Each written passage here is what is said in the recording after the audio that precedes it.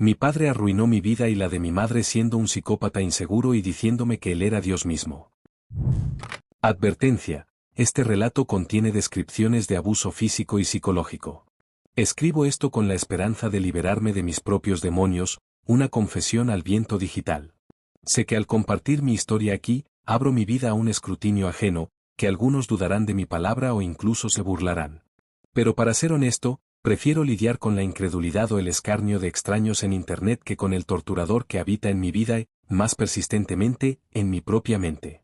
También me disculpo de antemano por cualquier error gramatical o de puntuación. Esta es la cosa más difícil que he tenido que escribir, por razones que se irán revelando a medida que avance el relato. Como el título de mi historia lo grita en silencio, mi padre fue un monstruo. No un monstruo de cuentos de hadas, de los que se esconden bajo la cama, sino uno de carne y hueso, uno que respiraba y convivía bajo el mismo techo.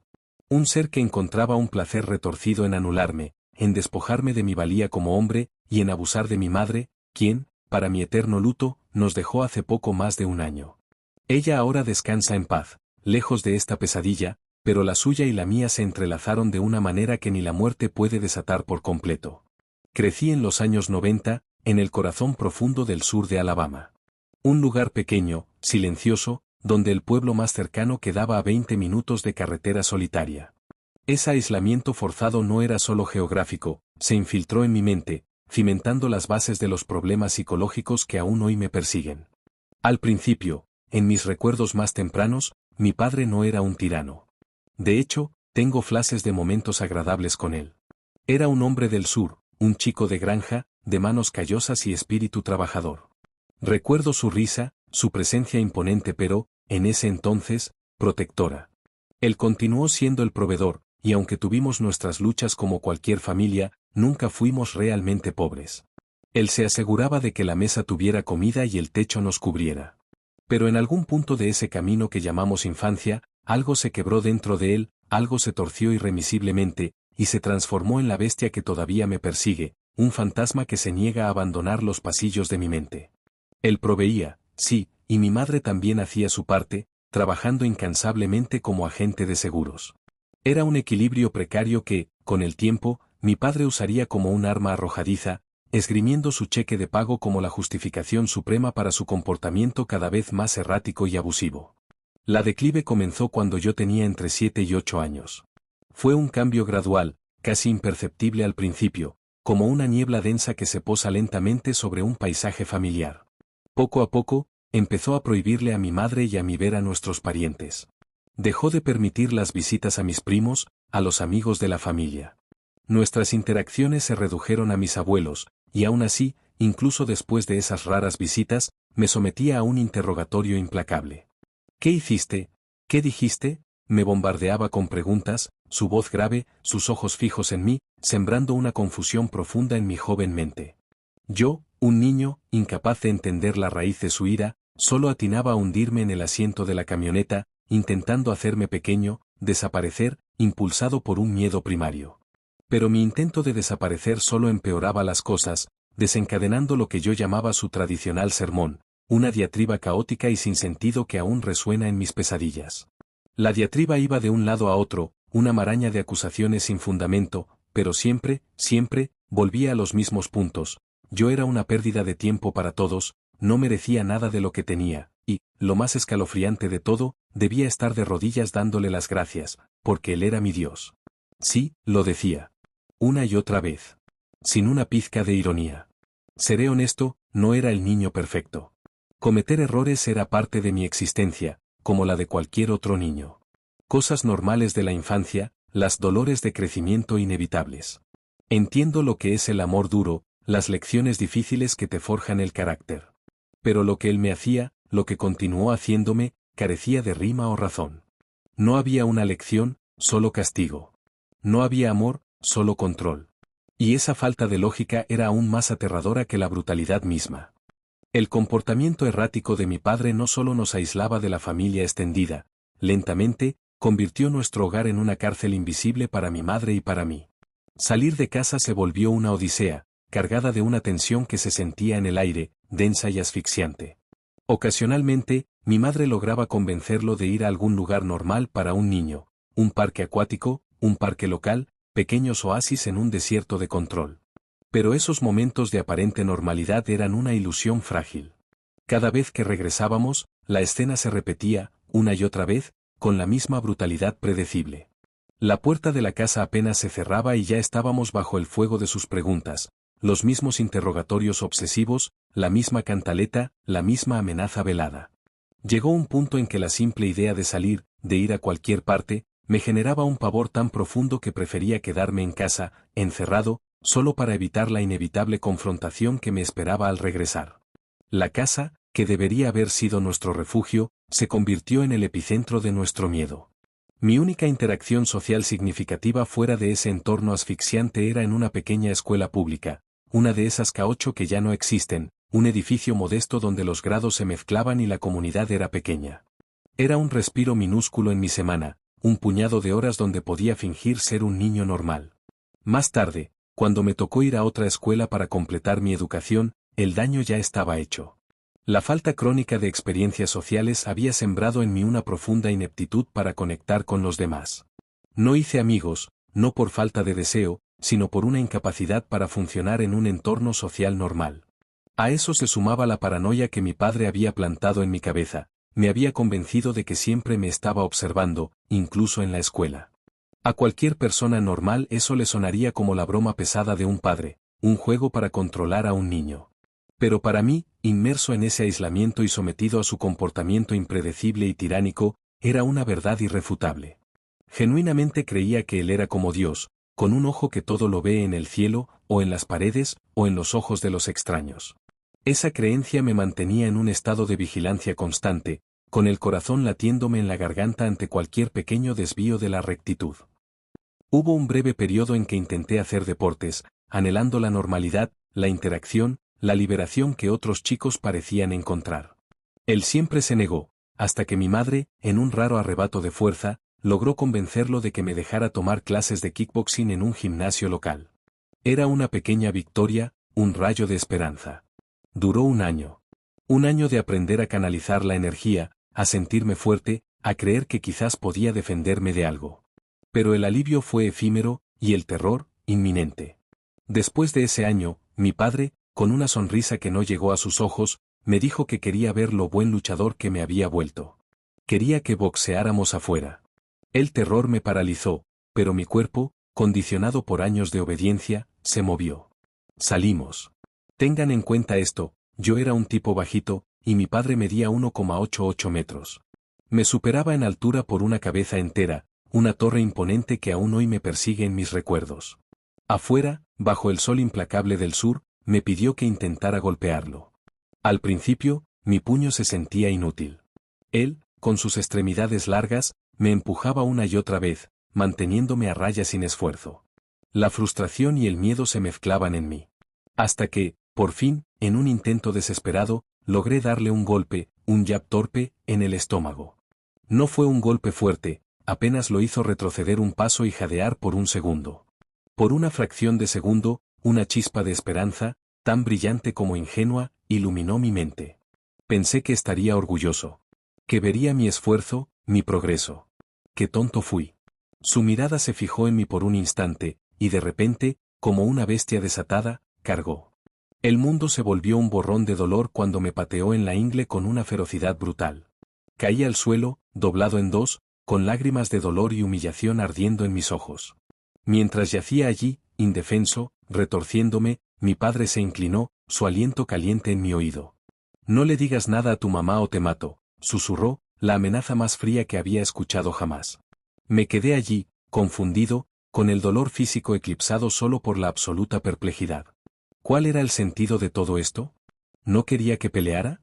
¿No quería ver lo que había aprendido? No fue hasta mucho después, ya como adulto, que la cruel verdad se reveló. Solo quería una excusa para golpearme, para recordarme quién tenía el poder, para reafirmar su dominio sádico.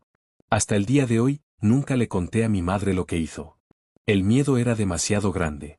Él, para mí, seguía siendo mi Dios, y sus edictos, absolutos. Mientras yo vivía bajo el terror constante y el control omnipresente de mi padre, el matrimonio de mis padres se desmoronaba lentamente, volviéndose cada vez más tóxico. Mi madre, Una mujer que en mis recuerdos más tempranos era vibrante y alegre, se fue convirtiendo, poco a poco, en una cáscara vacía de lo que alguna vez fue. Su sonrisa, antes frecuente, ahora era una rareza.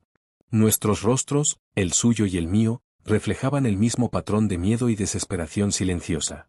Vivíamos en una constante aprensión, con un nudo en el estómago que nunca se deshacía, siempre esperando la próxima explosión, la siguiente humillación. Hubo incontables veces en las que, con la sabiduría que te da el paso de los años y la distancia, deseé que ella lo hubiera dejado. Que hubiera encontrado la fuerza para divorciarse de ese hombre, para escapar de la prisión que él había construido para nosotros. Pero al mismo tiempo, una parte de mí se aferra a la dolorosa ironía: si ella lo hubiera hecho, si se hubiera ido en ese entonces, yo no habría tenido a mi hermano. Él llegó a mi vida cuando yo ya tenía 20 años, una década después de que mi mundo se tiñera de gris. Imagínense esto, saber lo que es ser hijo único, el centro y el objetivo de toda la atención, y luego, de repente, convertirse en hermano mayor, en protector. Es un mundo extraño, ¿verdad? Mi vida siguió ese ciclo de abuso incluso en mi adultez temprana.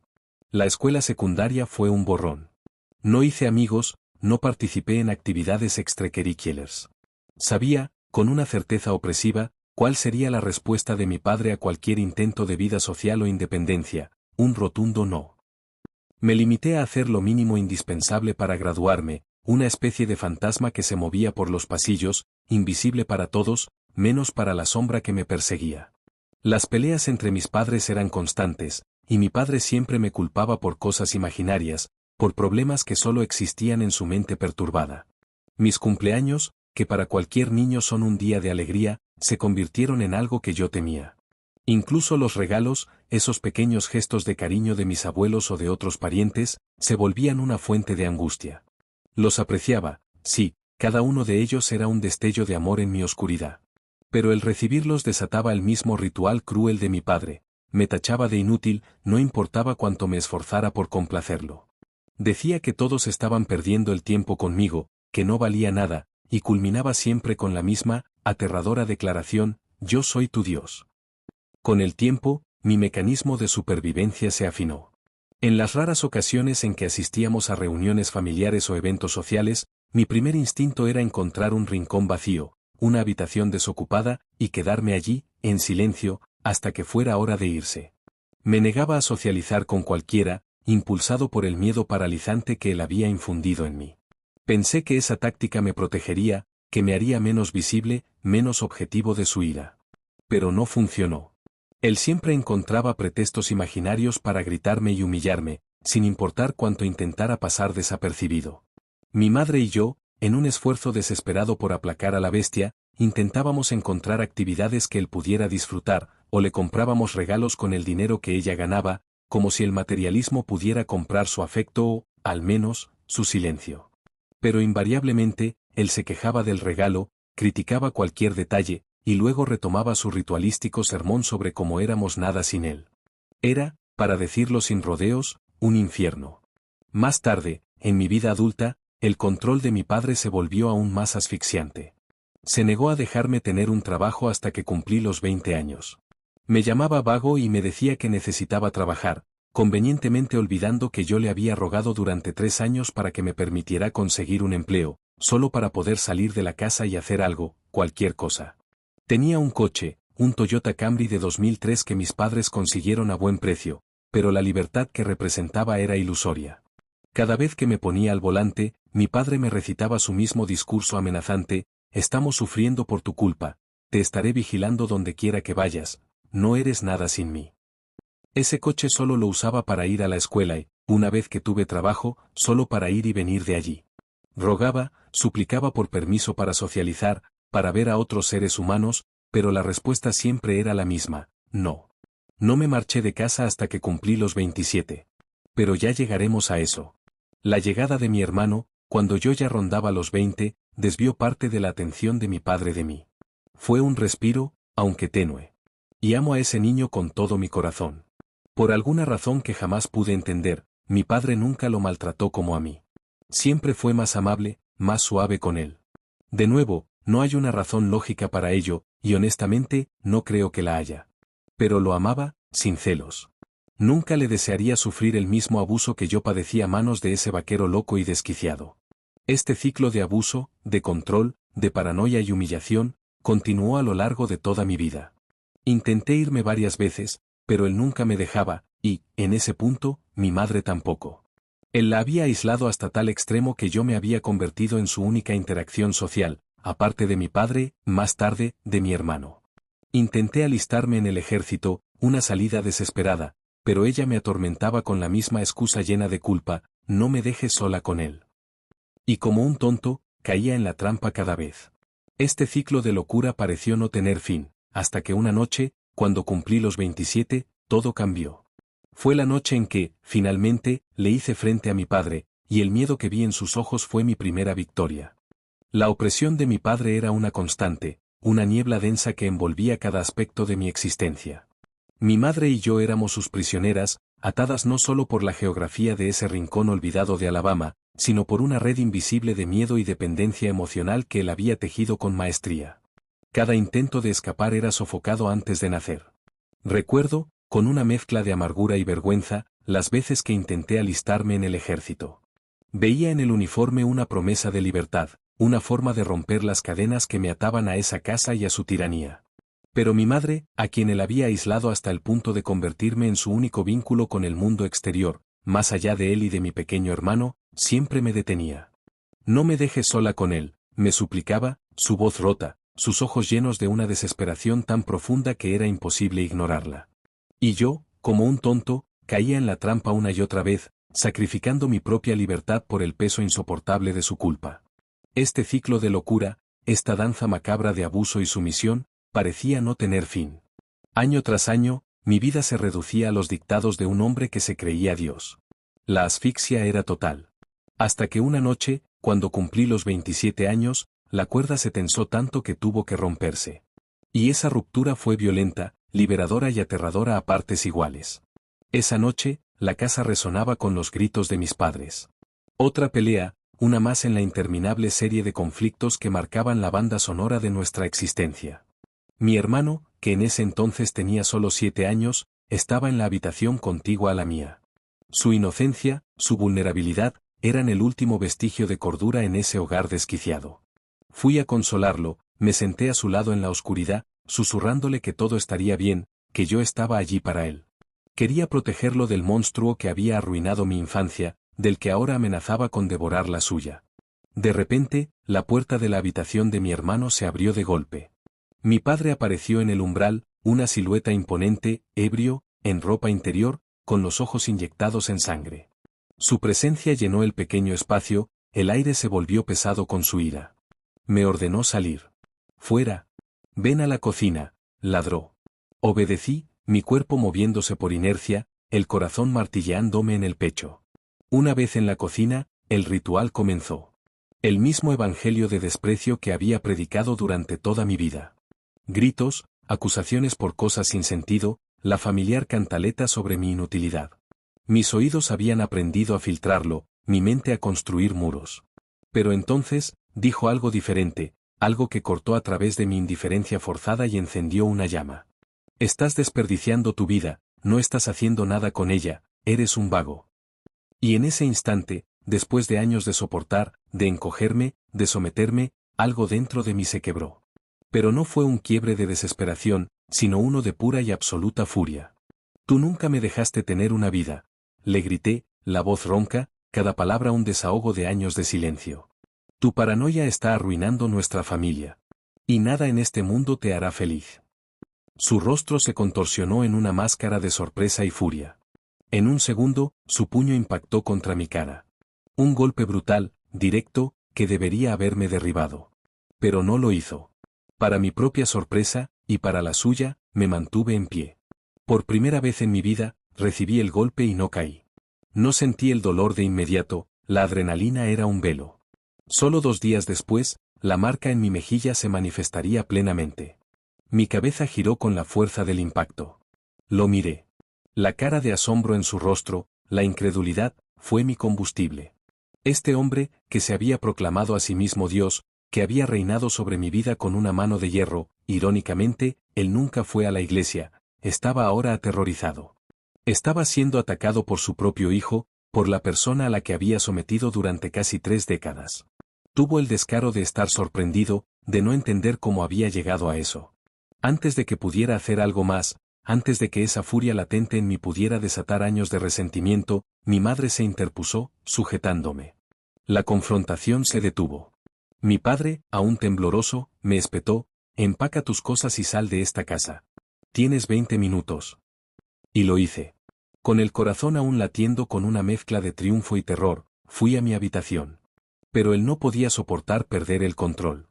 Cada 5 minutos, irrumpía en mi cuarto mientras yo metía mis pocas pertenencias en una mochila, queriendo continuar la pelea, queriendo recuperar su dominio.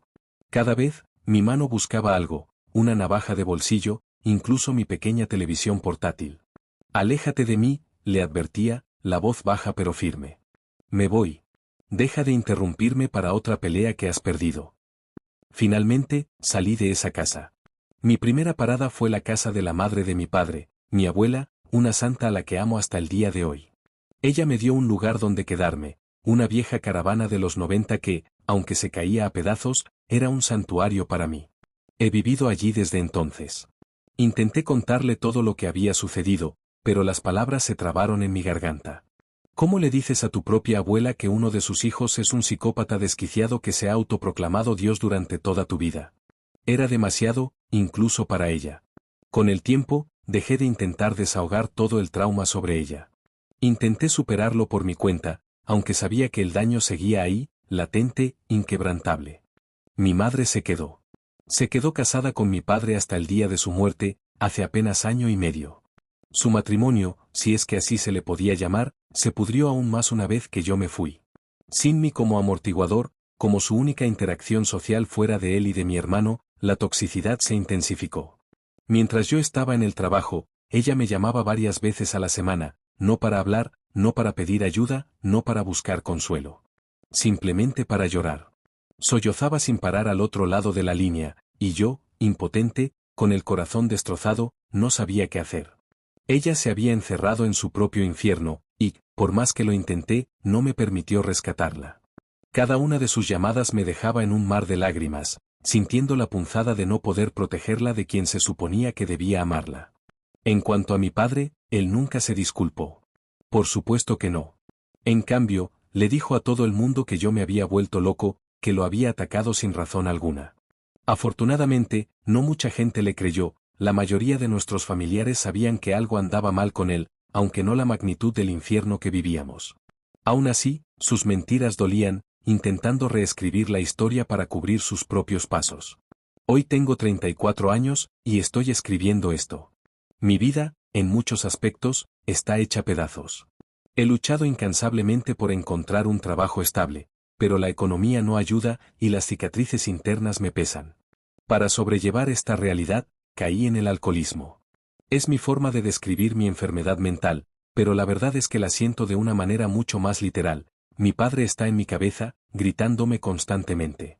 No es una exageración. Así es como se siente. No tengo relaciones, ni amistades duraderas. Solo mi familia más cercana y mi hermano, a quien, afortunadamente, todos mantienen vigilado ahora que la verdad sobre los hábitos psicopáticos de mi padre ha salido a la luz. Finalmente, la razón por la que estoy escribiendo todo esto. No voy a mentir, hay mucho más en esta historia, muchas más cosas terribles que él hizo, pero para ser honesto, tendría que escribir una novela entera para detallar cada atrocidad que mi madre y yo vivimos. Mi madre, ella merecía mucho más. Y yo necesito ser una persona mejor. Recientemente, me metí en problemas. Un DUI. Nada grave, por suerte, nadie resultó herido. Pero las leyes en Alabama son estrictas con este tipo de cosas. Permití que ese demonio, la voz de mi padre, me controlara durante demasiado tiempo. Lamento mis acciones y quiero, con toda mi alma, ser una mejor persona y conseguir la ayuda profesional que tanto necesito. Esta historia, mi historia, es el primer paso en el proceso de recuperación mental de mi experiencia traumatizante. Solo anhelo una vida normal. Amigos normales. Quizás, algún día, una esposa que pueda soportarme y amarme. Me disculpo por no haber buscado ayuda mucho antes. He vivido con miedo toda mi vida, pero ya no quiero que el miedo me controle. No quiero seguir bebiendo para silenciar la voz de ese redneck en mi cabeza. Escribir esto ha sido una lucha. Puedo escucharlo gritándome mientras lo hago. Sé que no es real, que son solo ecos en mi mente, pero saberlo no ayuda a que el dolor sea menor. Una parte de mí todavía se siente atrapada allí, en esa casa, en ese infierno. Pero creo que este es el camino correcto. El primer paso de un viaje muy largo. Oh, el viaje será largo, lo sé. Pero comparado con el aislamiento en el que viví durante tantos años, un viaje, por más arduo que sea, es mucho mejor que la nada. Gracias por escuchar. Que tengan una buena noche. Cuídense.